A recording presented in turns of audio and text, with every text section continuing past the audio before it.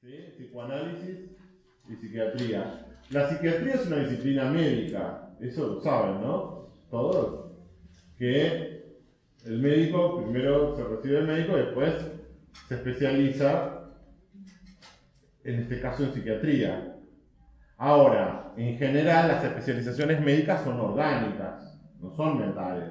La única que se va a dedicar a la patología mental es la psiquiatría.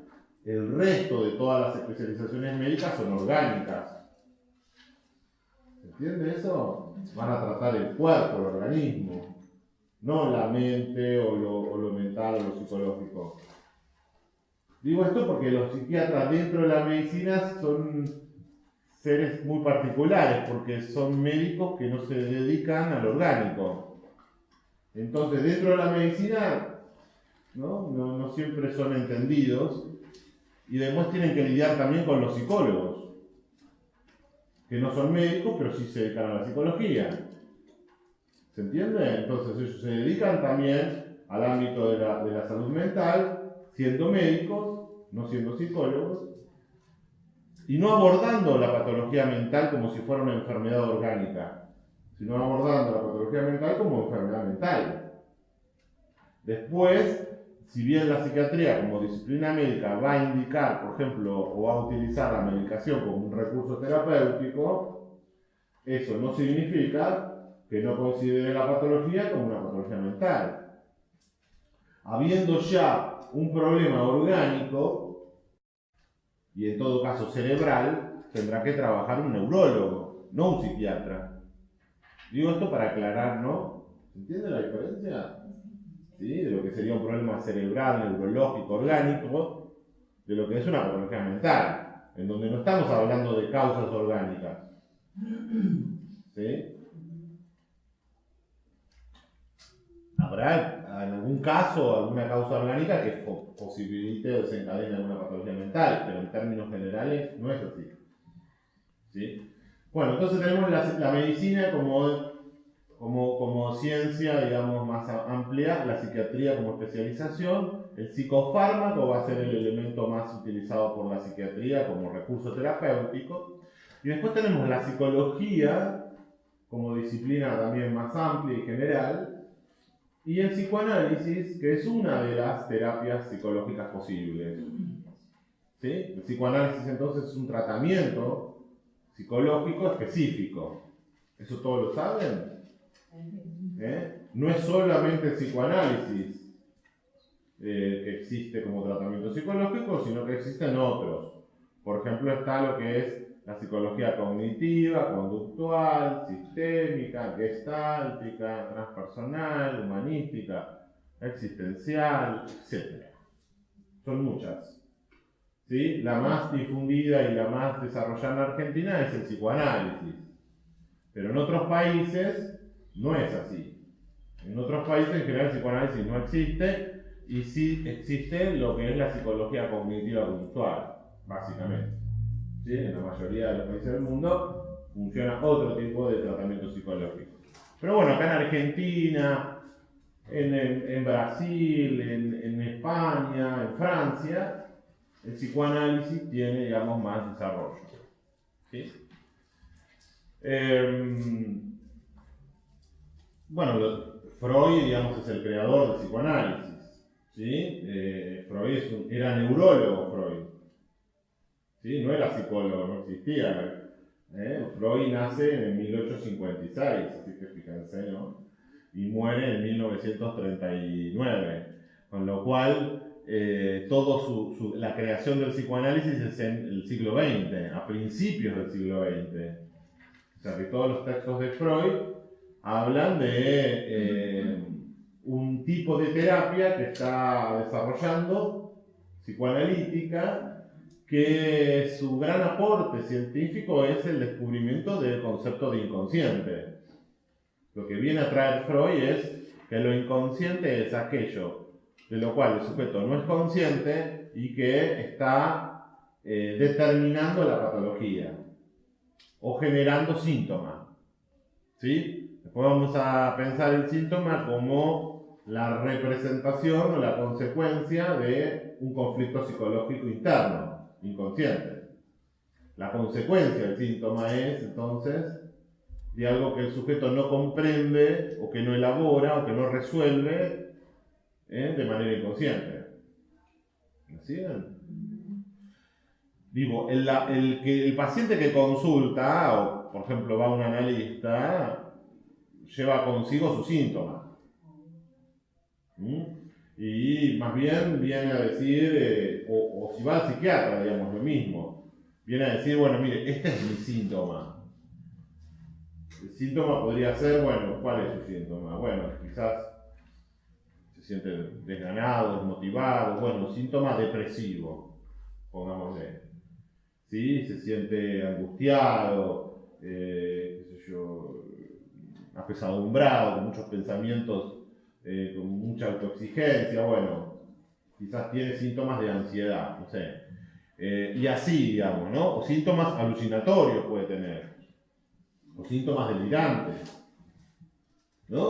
O sea, los síntomas, de alguna manera, son un poco como la cara visible de la patología, lo que se visualiza de la patología, aquello que vemos, ¿sí? Entonces el paciente lleva sus síntomas, muestra sus síntomas. Lo que no se ve es aquello que lo causa, o el proceso psicológico que lo determina el síntoma, ¿sí? Bueno, y decimos lleva el síntoma. Cuando va al analista, el analista entiende que hay un conflicto inconsciente que trajo como consecuencia un síntoma. El psiquiatra no lo toma como un conflicto inconsciente. Más bien entiende que ahí hay un desequilibrio químico cerebral que hay que medicar porque el síntoma lo está desequilibrando. O la patología lo está desequilibrando. ¿Sí? O sea que, por ejemplo, la utilización del psicofármaco, el recurso del psicofármaco va a tener que ver con controlar la sintomatología del paciente. ¿Sí? Está bien. Igual no es necesario las disculpas. Digamos que el psicofármaco, por ejemplo, un antidepresivo, lo que va a generar es que desaparezca o se reduzca o se reduzca a la mínima expresión la depresión de ese paciente, el desgano, la desmotivación que tenía. Bueno, la idea es que eso desaparezca, se reduzca y que el paciente tenga, bueno, ¿no?, más ganas de levantarse a la mañana, de salir, de hacer sus cosas. Se entiende que la medicación apunta a suprimir el síntoma,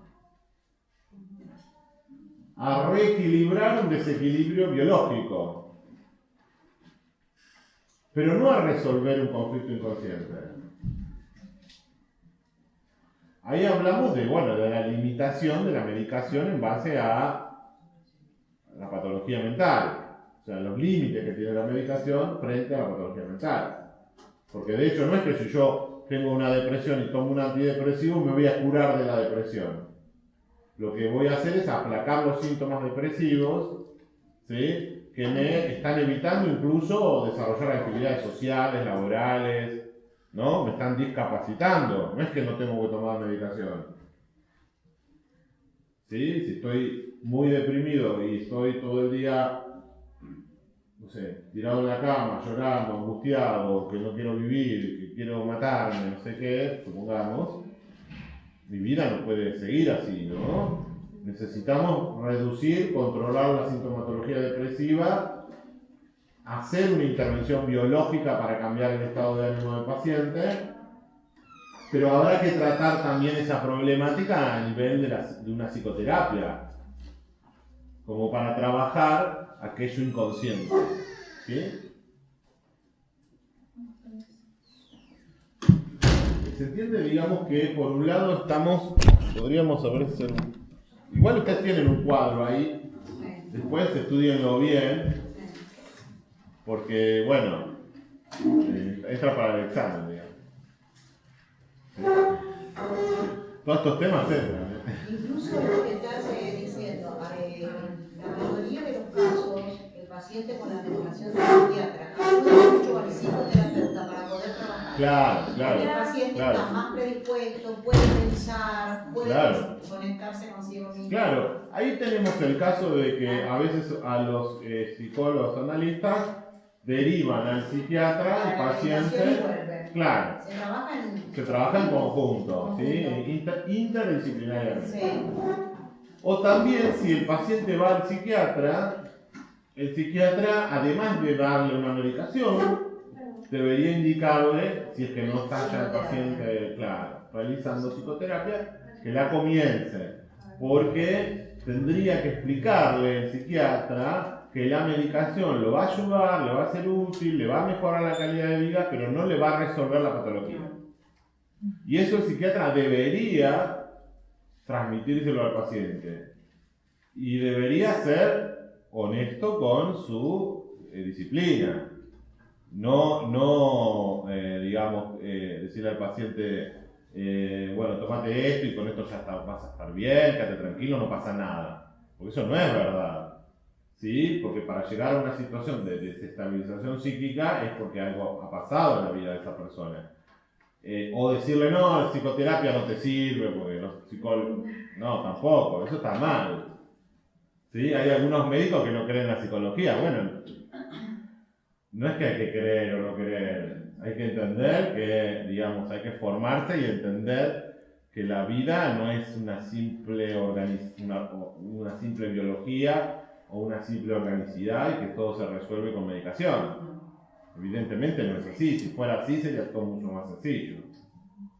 ¿Sí? La medicina tiene una gran importancia para la salud humana, por supuesto.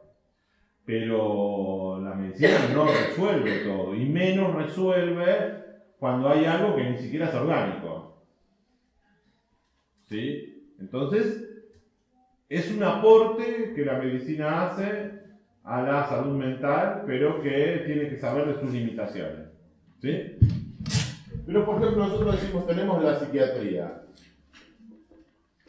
Y dijimos, la psiquiatría utiliza los psicofármacos, ¿no? Y que los psicofármacos apuntan básicamente a suprimir el síntoma. ¿Sí? Ahora, en el psicoanálisis, y tomamos el psicoanálisis porque es la terapia psicológica con la que queremos, se puede confrontar con la psiquiatría, o no confrontar, sino podemos decir que tiene una modalidad absolutamente diferente a la psiquiatría, porque ahora vamos a ver que hay otras terapias psicológicas que son parecidas a la psiquiatría. ¿Sí? Igual hay un campo también, ¿no?, de la psiquiatría que estudia la psiquiatría psicoanalítica, ¿no? No, ¿por qué? ¿Eh? ¿Cómo sería eso? La psiquiatría psicoanalítica, por ejemplo, hay un doctor argentino, doctor muy conocido, ¿no?, psicoanalista, Pichón. ¿Pichón Rivière? Sí. Y él tiene un enfoque... Pero eso es psicología social. Después lo lleva al campo, pero claro, tiene unos aportes en la psiquiatría psicoanalítica, ¿no? No, la psiquiatría es psiquiatría, el psicoanálisis es psicoanálisis. ¿Sí?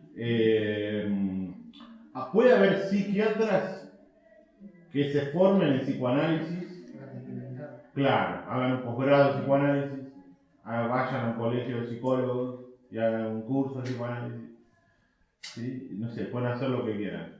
Y se dedican a psicoanalizar a sus pacientes.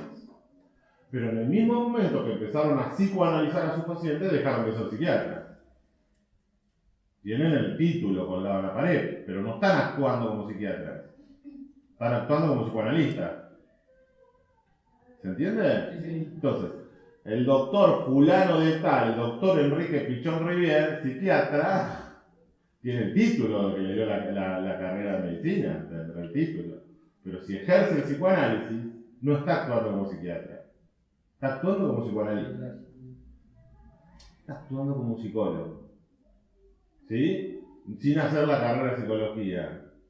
Algo que se permite en este país, digamos. Que un médico, sin hacer una carrera, psicoanalice a los pacientes.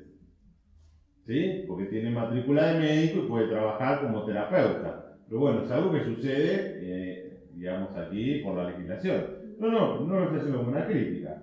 Estoy diciendo lo que es la realidad. En otros países eso no... Y en otros países eso no ocurre.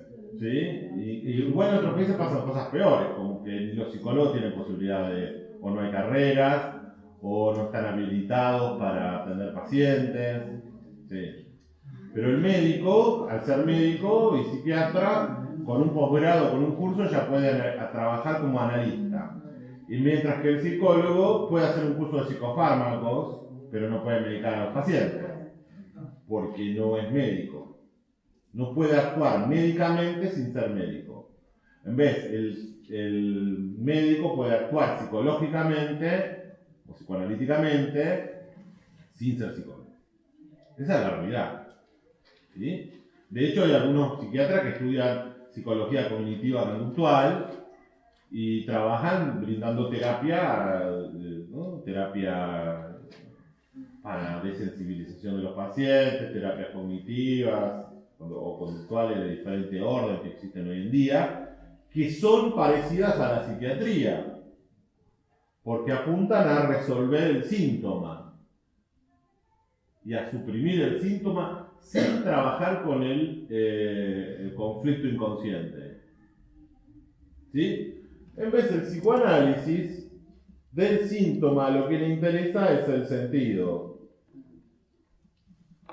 ¿Sí? ¿Qué sentido, el porqué del síntoma sería? La causa del síntoma.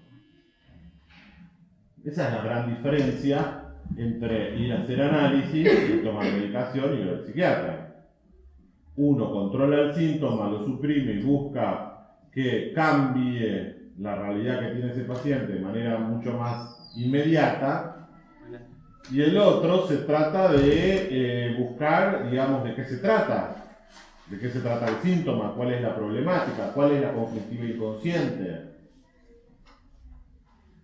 A ver, el paciente puede ser que lo que más le interese es este camino. No siempre le interesa saber. Uno podría decir, además, después tenemos ahí el concepto de saber. Uno podría decir que el saber sobre el síntoma, más bien, es algo a lo que el sujeto en general se resiste.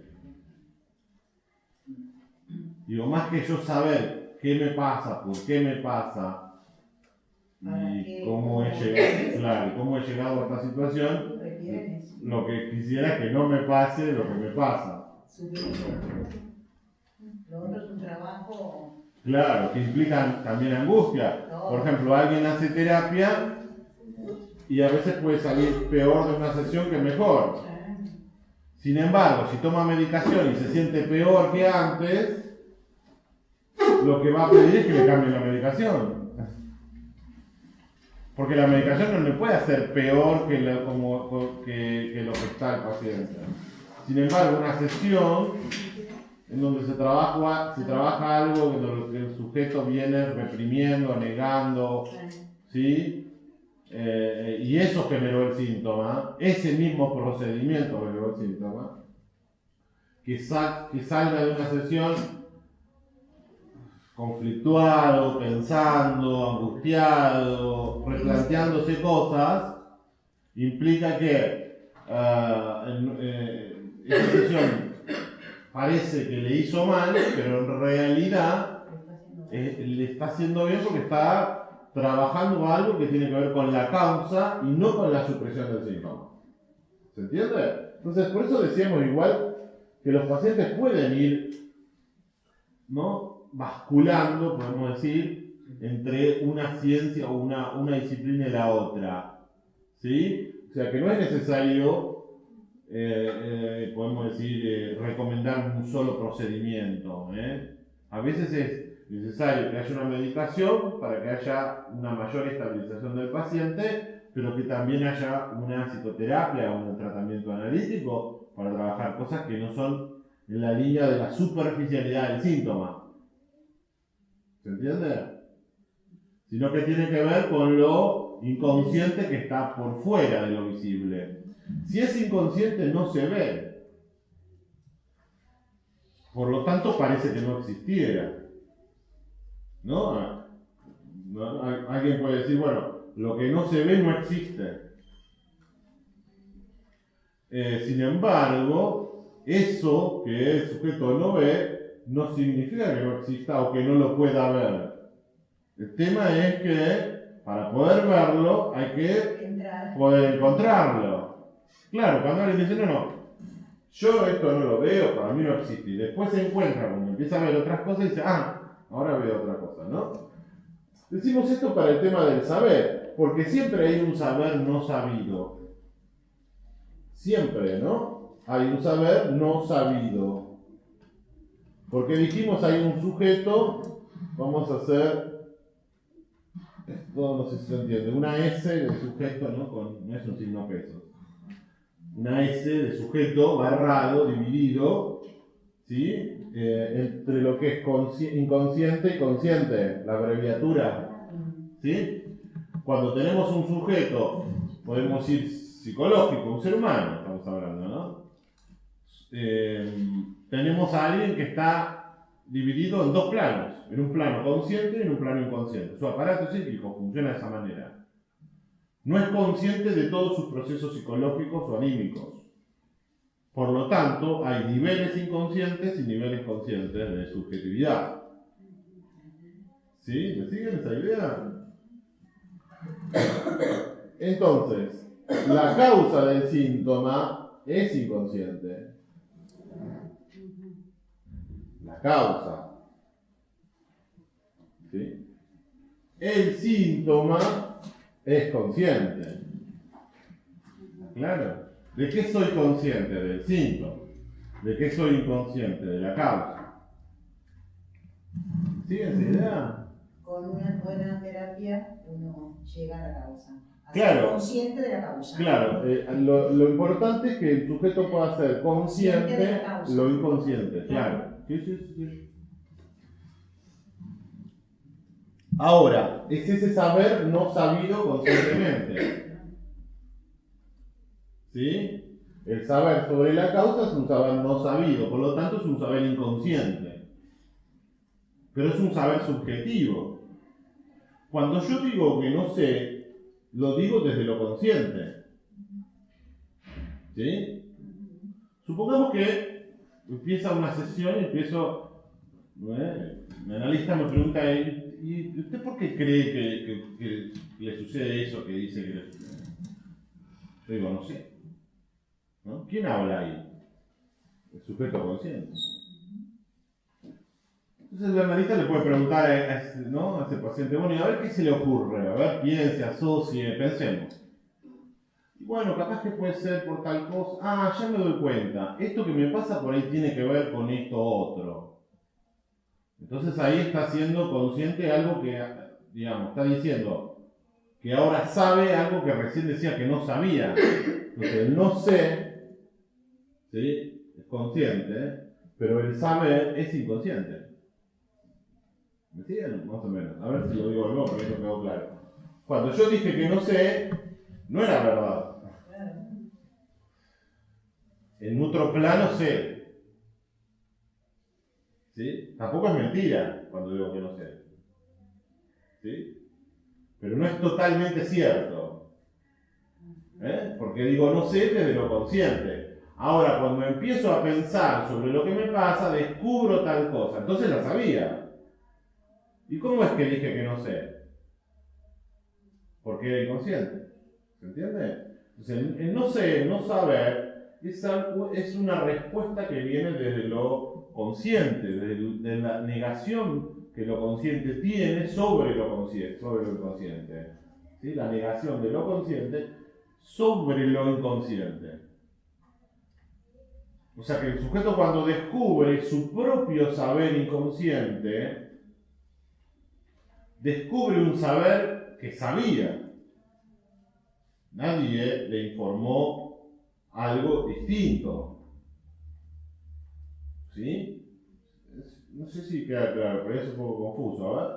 Yo una pregunta. ¿Te referís a que, o sea, sabe, pero dice que no sé porque lo que está consciente, la parte consciente, lo inconsciente sería porque aquello está reprimido debido a, no sé, sesiones y cosas que se van comentando, el sujeto puede sacarle ese sacarlo a la luz, digamos. Sí o no, depende del caso, ¿no? Después vamos a ver si el sujeto logra, porque después vamos a ver 3 procesos distintos de relación con lo inconsciente.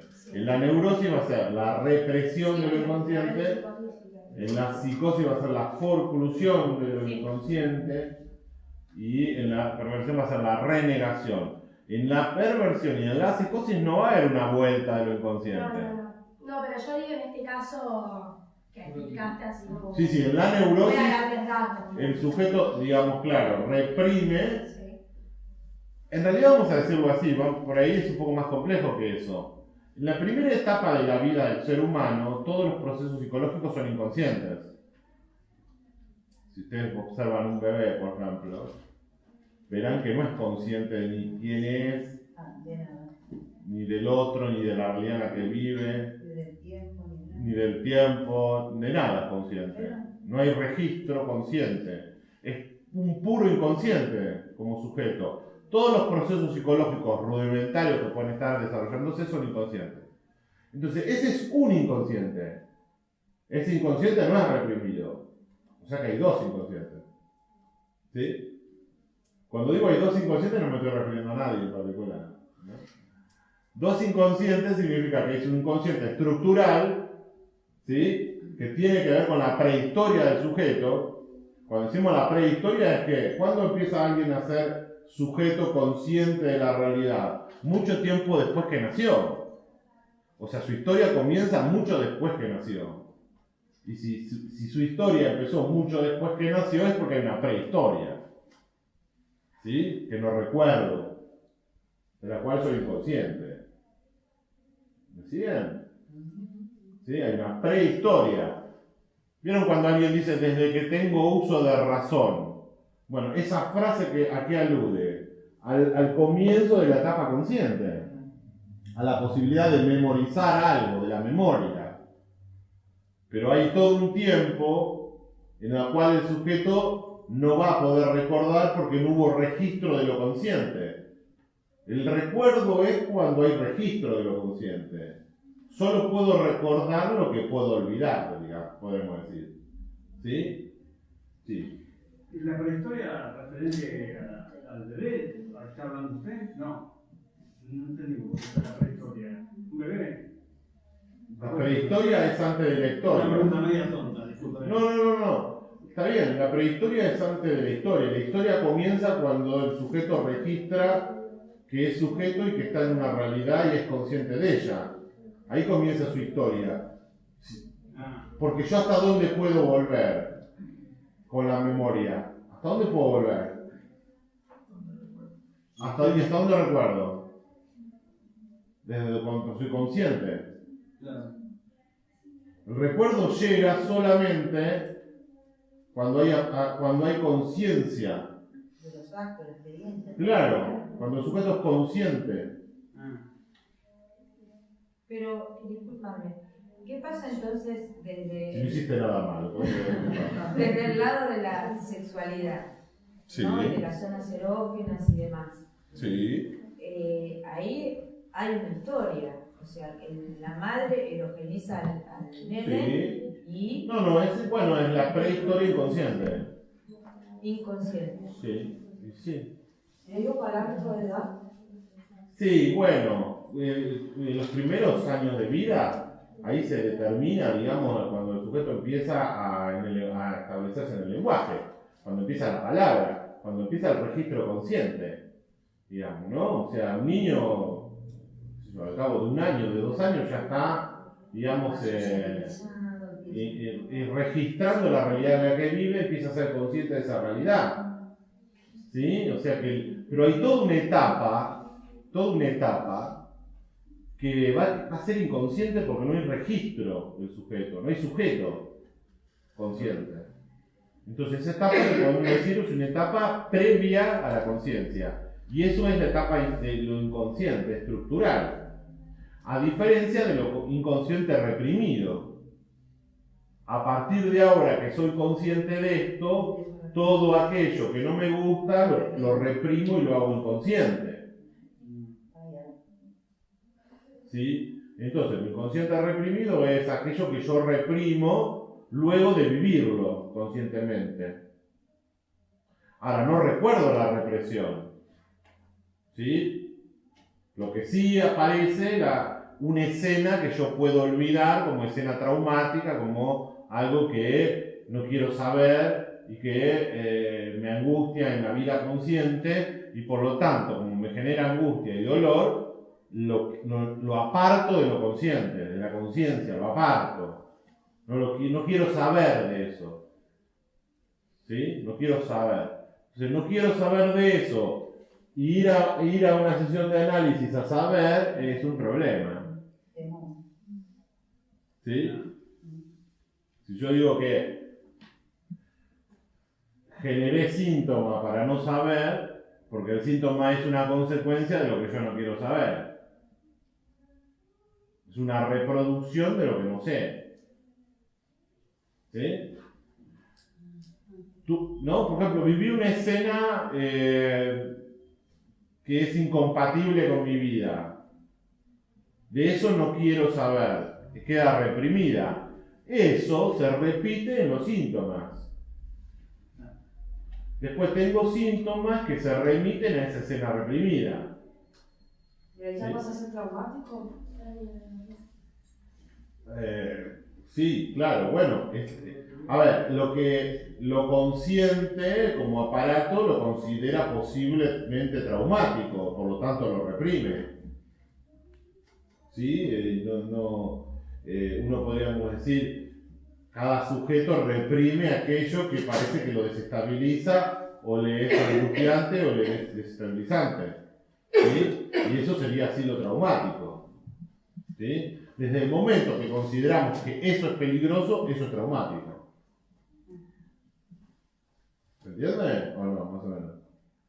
A ver, si no podríamos decirlo de alguna otra manera, para que se entienda básicamente que un ejemplo, por ejemplo, Freud hablaba de un ejemplo de formación de síntomas muy simple. ¿No? Decía que un señor en la época victoriana, estamos hablando, sé que a principios del siglo XX,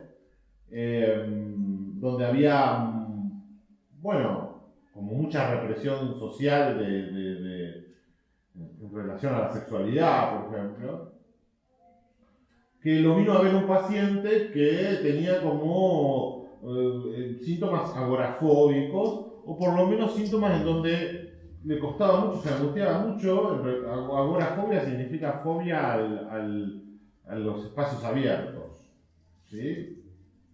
O sea, a trasladarse, a viajar, a moverse por la ciudad, ¿no? A salir de la casa, digamos, ¿no? O sea, el agorafóbico tiende a encerrarse. Es todo lo contrario del claustrofóbico, digo, ¿no? ¿Se entiende? ¿Sí? Agorafobia. Bueno, el paciente presentaba síntoma agorafóbico. O sea que le costaba salir de su casa, trasladarse o incluso ir a la terapia, etc. ¿Sí? Le costaba mucho, se angustiaba mucho, no sabía por qué. Le preguntamos si sabe, no sabe. ¿Pero sabe o no sabe? Es la pregunta. Bueno, si trabajamos un poquito más con el paciente recuerda, después de mucho tiempo de trabajar en análisis, una escena en la cual él pasó por una calle en donde había señoritas que ofrecían, ¿sí?, un servicio sexual.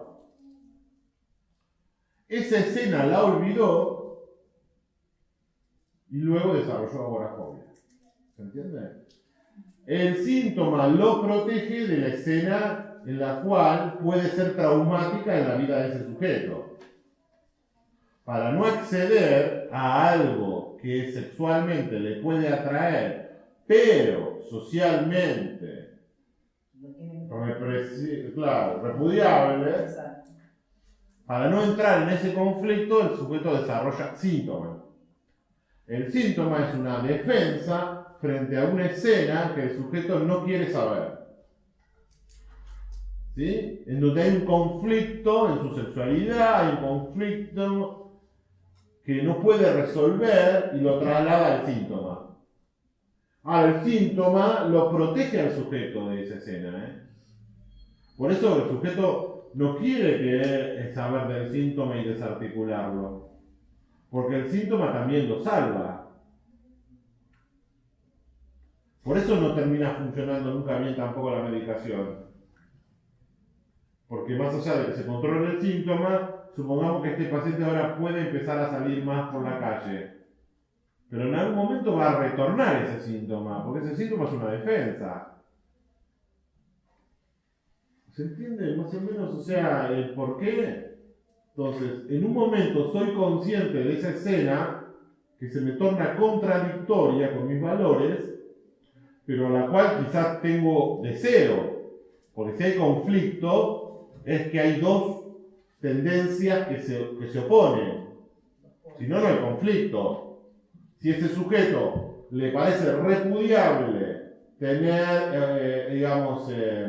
pagarle a esa señorita, y además ni le interesa y ni lo desea, no hay conflicto. El conflicto se le genera a este señor que le atrae la situación, pero va en contra de sus valores. O sea, ahí encuentra dos situaciones que no sabe cómo resolver. Lo mejor cuando uno no sabe qué resolver algo es reprimirlo. No saber de eso. ¿Cómo retorna eso como síntoma?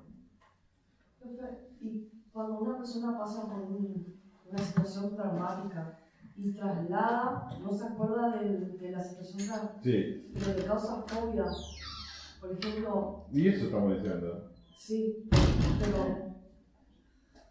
Es el mismo ejemplo. Tiene fobia, no puede salir de la casa. Sí. ¿Cómo termina el caso? La fobia frente a un objeto es la situación de represión de una escena que también es traumática para el sujeto. No sé, qué sé yo, alguien tiene fobia a la claustrofobia. O fobia a las arañas. No sé. Bueno, la araña está representando algo de lo cual el sujeto no quiere saber. ¿Qué no quiere saber? Y bueno, no sabemos qué no quiere saber. No sabemos, hay que indagar con cada sujeto. Ese objeto, ese insecto, inconscientemente representa otra cosa.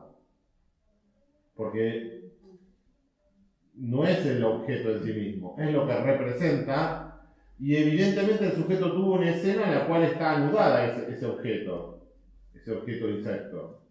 ¿Sí? Le pasó algo contradictorio en su vida en la cual ese objeto estaba dando vueltas por allí. Quizá ahora representaba el temor a ser aniquilado por un insecto, el temor a quedarse, solo frente al dolor. No sabemos qué anudó frente al objeto. Ahora desarrolla fobia con ese objeto. Ahora hay que saber inconscientemente qué representa ese objeto. Me hago una pregunta. Yo tengo caso de mi hermana. No, casos personales. No, pero le quiero preguntar. No, pero casos personales no. Que de que una persona llegue a Casos hablar. personales no. Pregunta que hacer ya. No. No personal. Y no. Y tu hermana es caso personal. Ya. Y en el caso del sujeto ese de la agorafobia, ¿cómo? Es otro espacio, ofrece terapia para eso. Sí. ¿Cómo se cura en el caso de la agorafobia? El ejemplo ese de esa. No, bueno, se trabaja en análisis. No, yo no voy a explicar cómo se. Claro, no, hay que hacer terapia para eso. No. Yo lo que quiero que entiendan es el concepto. ¿Sí? Para que entiendan cómo funciona. Nada más. Después todas las consultas hay un número por allá que. Sí, no, hay que trabajarlo personalmente eso. ¿Sí? Ahora lo que estamos viendo el tema, ¿se entendió el tema del saber no sabido? Saber inconsciente sería, eso es lo que van a tener que escribir en el parcial. No lo que me pasó a mí con la fobia. ¿Sí? Lo van a tener que escribir en el parcial, van a ser estos conceptos. Así que lo que tienen que entender son los conceptos. Después en el cuadrito, que hay algunas diferencias, ¿sí? Habla de psicofármacos. Bueno, acá no lo pusimos, pero en realidad es la palabra, ¿no? No pusimos la palabra como elemento o recurso terapéutico. O sea, de lo que se trata en un análisis es que el paciente hable. En una terapia psicológica, el paciente habla, asocia, trabaja, piensa sobre su propio caso, siente, pero es activo, tiene un rol activo. Aquí tiene un rol mucho más pasivo. El médico indica, otorga, da medicación, el paciente compra la medicación, ingiere una medicación para que la vida le sea más soportable, ¿sí? Pero no es alguien que trabaja en la sesión, el paciente. ¿Se entiende la diferencia esa? Que acá el rol, digamos, es mucho más pasivo, porque cuando uno va al médico, más bien uno se ofrece a ser atendido, indicado, orientado por el médico. Mientras que cuando va un analista, el analista lo demanda al sujeto a que participe, a que piense, a que asocie, ¿no? Porque el paciente va a ¿qué? A que le supriman el síntoma. No a saber, dijimos. Cuando dijimos recién el paciente dice, bueno, ya le dije que no sé, le puede decir a un analista, ¿no? Cuando el analista dice, bueno, a ver, ¿usted por qué piensa que le pasa eso que dice que le pasa? Bueno, a ver que no sé, y a ver si le ocurre algo, no, ya le dije que no sé. Uno podría decir, si el paciente se instala en no querer saber, en no trabajar sobre una posible causa, si no se implica como paciente, no hay terapia. Se necesita de un paciente que colabore. Que se conecte. Sí, claro. ¿No? Es difícil el que no quiere hablar. El que no quiere hablar, ay, no, yo no sé porque yo no hablo mucho. Bueno, ¿no? Es difícil. Váyase. Por señas, nos hacemos señas. ¿Qué hacemos? ¿Cómo? La palabra es fundamental.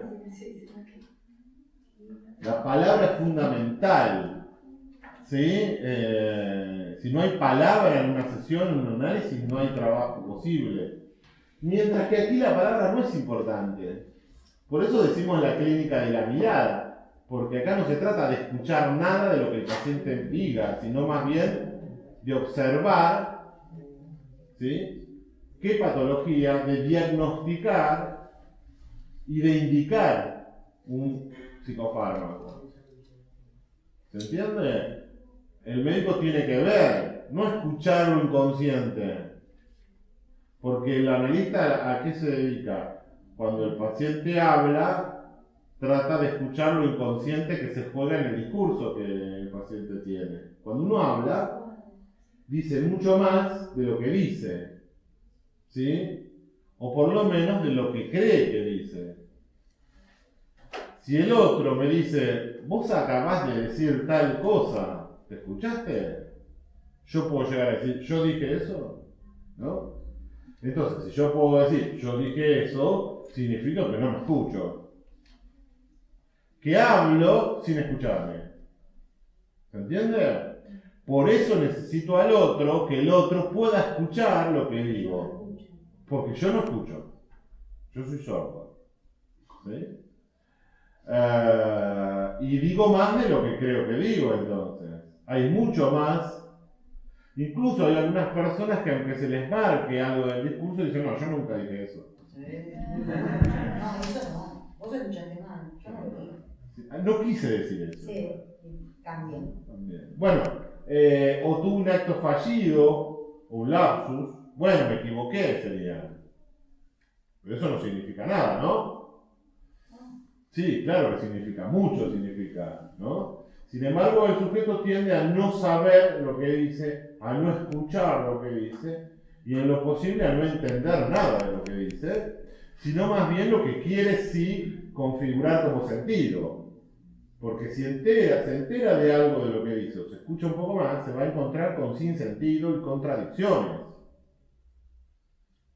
Y eso no es algo que el sujeto quiera. El sujeto quiere expresar al otro y expresarse a sí mismo que no tiene contradicciones. ¿Sí? Que tiene ideas bien claras, bien fundadas y sin ninguna dificultad, ¿no? En general, ¿no?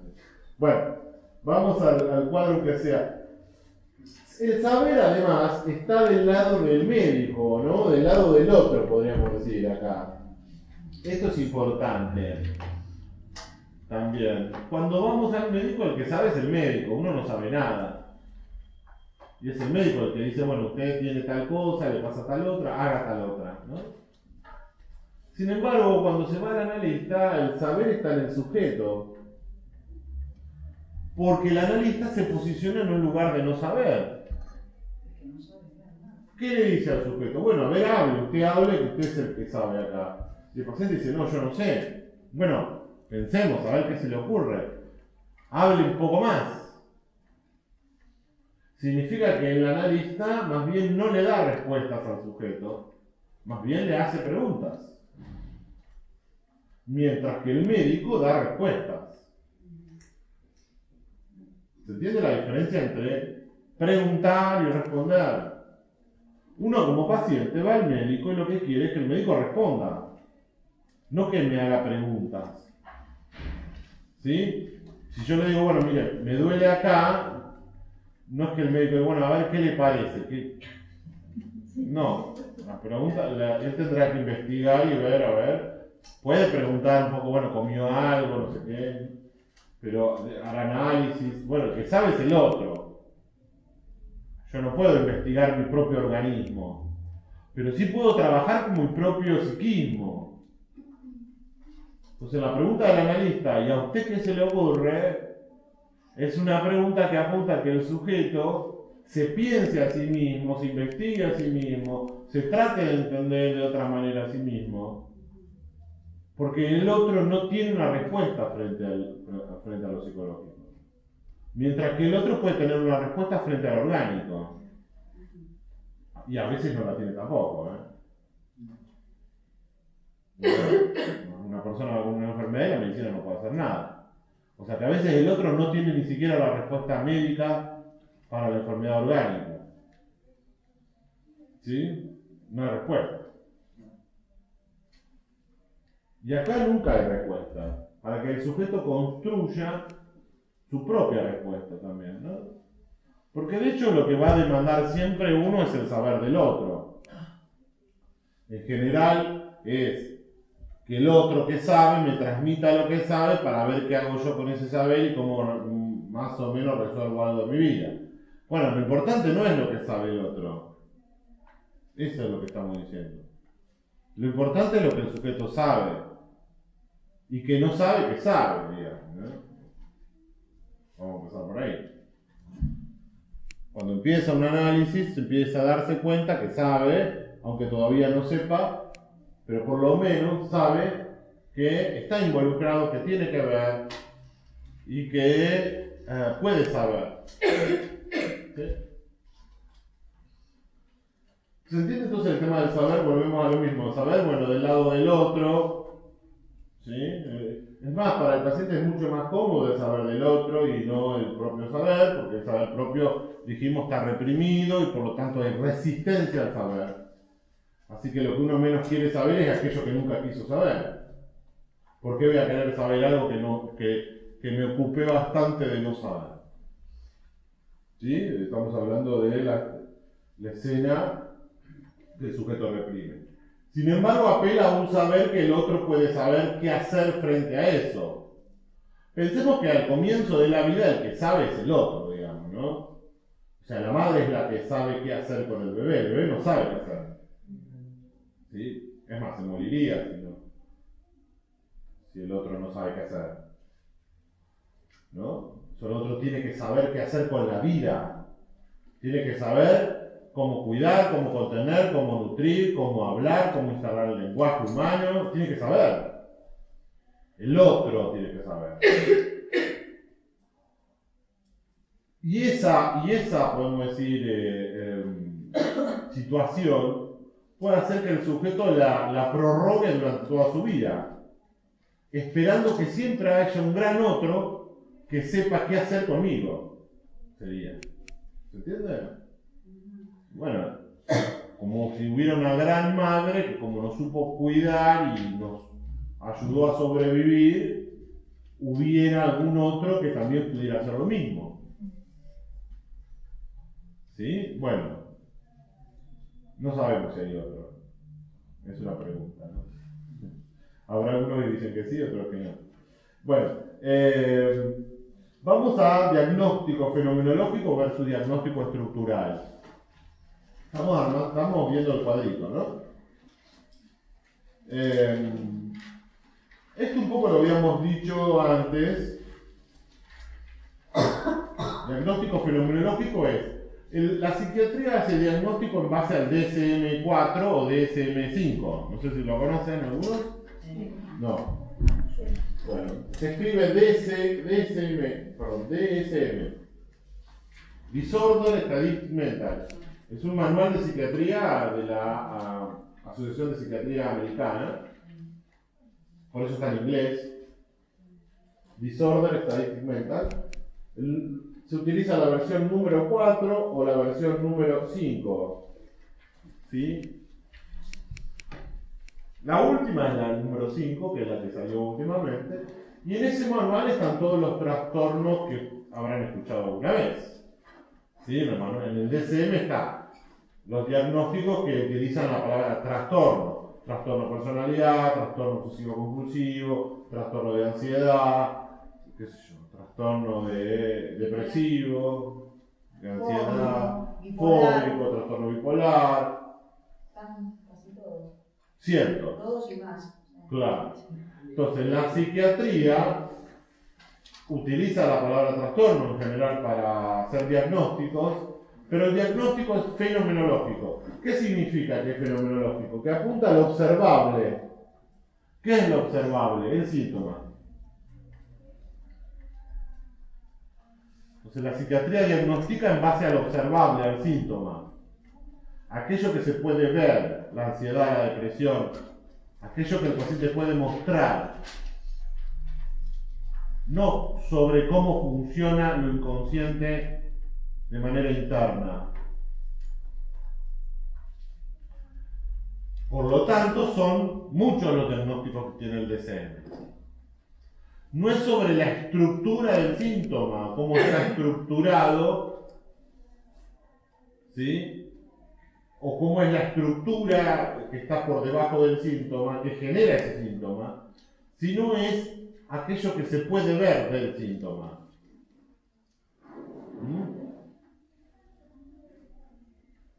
Volvemos, la psiquiatría utiliza el DSM, si quieren pueden buscarlo por internet. El DSM es un libraco enorme, no lo van a leer todo, ni lo utilizan los psiquiatras para diagnosticar, y además se utiliza a veces para enviar un diagnóstico a una obra social, porque además está codificado, uno puede poner, ¿no? F.1.4 y eso es un diagnóstico. Si uno va al manual, lo busca y dice, mira, el trastorno de la personalidad. ¿Sí? Entonces el psiquiatra diagnostica con letras y números en base al DSM para que en todo caso el que recibe la información del diagnóstico vaya y lea el diagnóstico en el DSM. Así no tiene que explicar y escribir un diagnóstico. ¿Sí? Ni siquiera el título tiene que poner el diagnóstico. Sí, así está pensado. En vez del psicoanálisis, con Freud como creador del psicoanálisis, no trabaja con un DSM, obviamente. La teoría psicoanalítica es una obra freudiana de 20 y pico de tomos que a veces es inabordable, y hay muchos autores post-freudianos también. Así que el psicoanálisis, según Freud, estableció 3 estructuras psíquicas o 3 estructuras subjetivas que son neurosis, psicosis y perversión. O sea, cómo se estructura el sujeto en sus primeros tiempos de vida es la base que tiene el analista como para pensar un diagnóstico. O sea, el diagnóstico lo va a hacer no en base al síntoma que el sujeto neurótico, psicótico o perverso produce, sino en base a su estructura. Reitero, claro. El diagnóstico no se hace en base al síntoma de cada una de estas estructuras, sino a las estructuras mismas. Por ahí para algunos no es nada sencillo. Yo los invitaría a que lean más cosas, más textos, investiguen más, busquen por internet. Porque a algunos se les puede hacer un poco más difícil esto. Algunos que ya vienen estudiando, ¿no? Por ahí no tanto. Pero tienen que saberlo, las diferencias entre psicoanálisis y psiquiatría. Algunos conceptos se vuelven un poco complejos, no son fáciles, ¿sí? Pedimos eso porque, bueno, el curso es de acompañante terapéutico y ustedes van a estar con pacientes neuróticos, pacientes psicóticos, y tienen que, por supuesto, no hacer el diagnóstico ustedes, pero sí saber que si le informan de un diagnóstico, ese diagnóstico, si es psicoanalítico, es diferente que si es psiquiátrico. Un psicoanalista no le va a decir, este tiene un trastorno obsesivo compulsivo. Le va a decir, este es un paciente neurótico y tiene síntomas obsesivos. ¿Sí? Más o menos es lo mismo que lo dice la psiquiatría, ¿no? Porque la psiquiatría habla del síntoma obsesivo. ¿Se entiende? Pero acá ya está hablando de una estructura neurótica, que es la neurosis, lo vamos a ver más adelante. ¿No? Vamos a trabajar eso. Pero está hablando de una estructura, cómo el sujeto está estructurado, ¿sí? Y cómo es su relación con lo consciente y lo inconsciente en la neurosis, y cómo es la relación de lo inconsciente y lo consciente en la psicosis, y cómo es la relación de lo inconsciente y lo consciente en la perversión. Entonces son tres estructuras distintas. Es como que el psicoanálisis dice, hay tres sujetos totalmente diferentes. Y esos sujetos además producen cada uno síntomas distintos. Y no nos vamos a guiar por los síntomas, nos vamos a guiar por cómo está estructurado psicológicamente ese sujeto. ¿Sí? Bueno, cuando se habla de elaboración consciente y producción del inconsciente, esto un poco ya lo vimos también, pero bueno, lo podemos seguir apuntalando. Acá hay una comunicación con el sujeto consciente en la psiquiatría. Mientras que en un análisis, el analista se dedica al sujeto inconsciente. ¿Sí? Por eso un analista le puede decir al paciente, bueno, eso que... eso que usted dice, quizás a ver qué se le ocurre o cómo lo puede pensar o asociar, porque eso consciente que dice no es relevante. Lo que es relevante es lo inconsciente que pueda aparecer en el discurso del paciente. ¿Se entiende? O sea, no es lo que quiere decir el sujeto conscientemente lo importante, sino es lo que no quiere decir. Lo que reprime, lo inconsciente, lo que se resiste a saber. Viene ya un paciente X, viene y habla de sí porque me peleé con mi mujer, que yo tengo un montón de problemas, que sé yo, ¿no? Y demás. Sí, también, bueno, sí hay un amigo que el otro día tuvo un problema, pero eso no me importa. Yo le quiero hablar de esto. Bueno, olvidémonos que de lo que nos quiere hablar no es el problema. Es un problema, pero no es el problema. ¿Sí? Lo más importante es lo que minimizó, es lo que no quiso decir demasiado, es lo que dijo cuando salían por el palier mientras la analista lo acompañaba a la calle, ya en la salida de la sesión. Todo aquello que dijo lateralmente, sutilmente, es aquello que es relevante para decir, no, hablemos de esto, por favor. No, pero eso no sé si es importante. Bueno, lo que el sujeto minimiza es lo que no quiere saber. Y aquello que le da máxima importancia es pura espuma. ¿Sí? Solamente trata de cubrir aquello que no nos queremos enterar, digamos.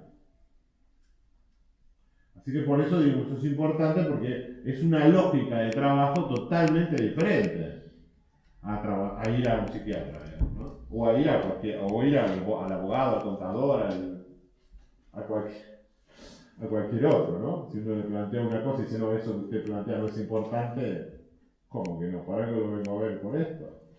¿Sí? Si tienen un problema legal, le dicen al abogado, mira, te consulto por esto, no, eso no es un problema. ¿No? Sería un grave error profesional. Pero sin embargo, un análisis que va en contra de todas las lógicas, ¿sí?